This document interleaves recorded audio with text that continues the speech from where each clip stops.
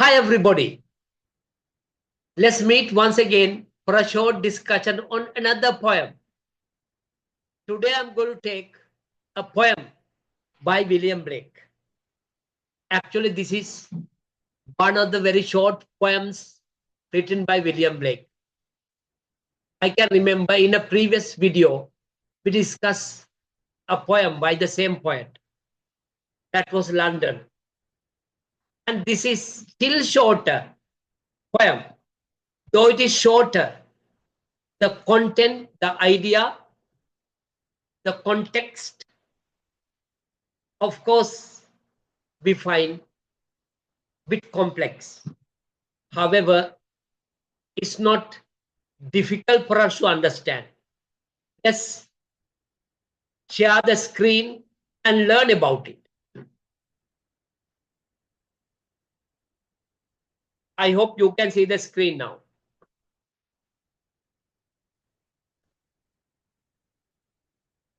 The Sick Rose by William Blake. I hope I have already explained to you about William Blake in the previous video. Anyhow, let me very briefly tell you one or two words about the poet.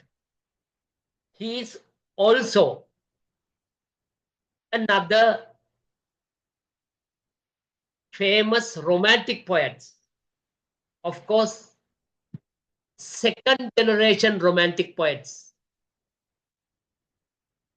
And he wrote many poems. And today we are discussing this poem, The Sick Rose. Of course, when you look at the title, you will see Sick Rose. Usually, roses are not sick. Sickness is connected to people, living beings, not trees, not towers. Poet, being a visionary poet, uses his own vision to consider the rose as a human being, most probably a girl. Therefore, he uses the sick rose, R capital. Probably he is playing with double meaning at the very outset of the poem. This is William Blake. Let us go into the poem. He begins, O Rose, thou art sick. At the very outset, we understand R capital. This shouldn't be a rose flower, probably a human being. And in the case of human beings, we know rose is more suitable to describe a girl than a boy or a man. So in this poem, we notice very clearly, he mentions about a girl. O Rose, thou art sick. When you say thou art sick, he's taking a poetic device, that is personification. Thou art, you are. Rose, you are sick. He's telling the rose, you are sick. And he gives the reason why the rose is sick. The invisible worm that flies in the night, in the howling storm, has found out thy bed of crimson joy and its dark secret love, thus thy life destroy. That is the end of the poem. Of course, it's a very short poem. You have only two sentences. Sentence one is the first line, Rose, thou art sick, full stop. And the second line onwards, until the end of the second stanza, he continues the second sentence. Let us see and try to understand the message of this poem. And it tells the reason for the rose to be sick is an invisible worm that flies in the night, in the howling storm, has found out thy bed of crimson joy, and his dark secret love does thy life destroy. You are sick because of this worm.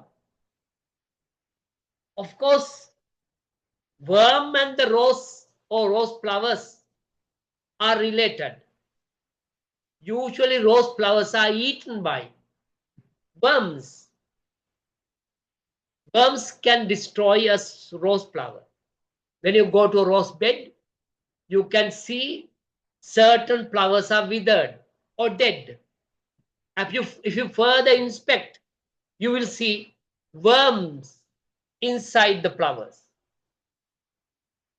The poet, however, here takes a different angle, different viewpoint.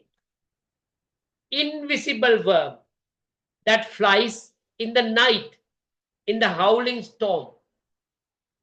This is a different worm. Worm that can fly. That means come at night in the howling storm. Usually the small insect, worms, flies can't fly when there's a howling storm. This howling storm probably should be something else then. What is it? If the worm is not a natural worm, it is symbolically a man. That man can have the great desire to come to a girl. Then that man can come even in a howling storm, which means burning desire. He can come secretly to meet the girl.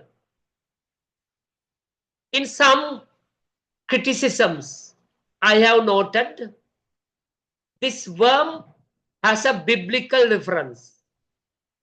Phallus, serpent. That means a serpent with generative powers, which means a male organ. In other words, male organ. Male organ is so powerful and has generative powers. Also, when charged with sensation or desire, it can come and it can even destroy the life of a girl. As poet says, this worm has found thy bed of crimson joy. Again, symbolically, he's talking about a kind of joy that can happen on the bed. And that joy is named as crimson joy. Crimson is a red color. You can just imagine kind of red color related joy a girl and boy can have on bed. That is very directly referred to sexual encounter, sexual meeting. Has found out thy bed of crimson joy. And he says, poet says, this worm creature, probably symbolically the man who is having a secret love affair, has come to thy bed. Thy bed means your bed, the girl's bed. Also, poet keeps us a room for us to guess, a bed of rose, flower bed. Oh, that also we call bed. Rose plants planted on a particular area of land. We call it a rose bed. That double meaning is possible. However, when you look at the background of the poem, we clearly notice Especially he refers to the words like crimson joy. Of course, crimson color has certain relationship to rose flowers also. However, roses will not have any kind of joy with worms enjoyed on rose beds. Probably, therefore, a girl can have a such sexual relationship with a boy or a man secretly, and he uses the words, his dark secret love does thy life destroy. He tells very clearly, the life of this rose is destroyed because of this secret love.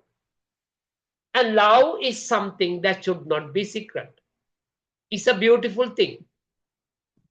It is something not to be hidden. It should be expressed. It should not be a secret. But if it is tainted, if it has certain unaccepted relationship, naturally that love becomes a secret love. And thus thy life destroyed. Of course, at the time of this poet, if you meet a man secretly, illegally, or men secretly, illegally, there's a high danger for you to get diseases, for you to be sick, for you to be affected by various socially transmitted diseases. This idea is hinted, though he doesn't talk directly like in his poem, London. He hints it and ends the poem saying that you are sick because of this relationship. Therefore, he says in his second sentence, you are sick and your life is destroyed by this worm. And he's warning, of course, the girl, be careful, your life is destroyed. That is why you are sick now. Let me read the poem again. O rose, thou art sick. The invisible worm that flies in the night, in the howling storm, has found at thy bed of crimson joy, and his dark secret love does thy life destroy. Though short, it tells a very complex story, complex idea, complex message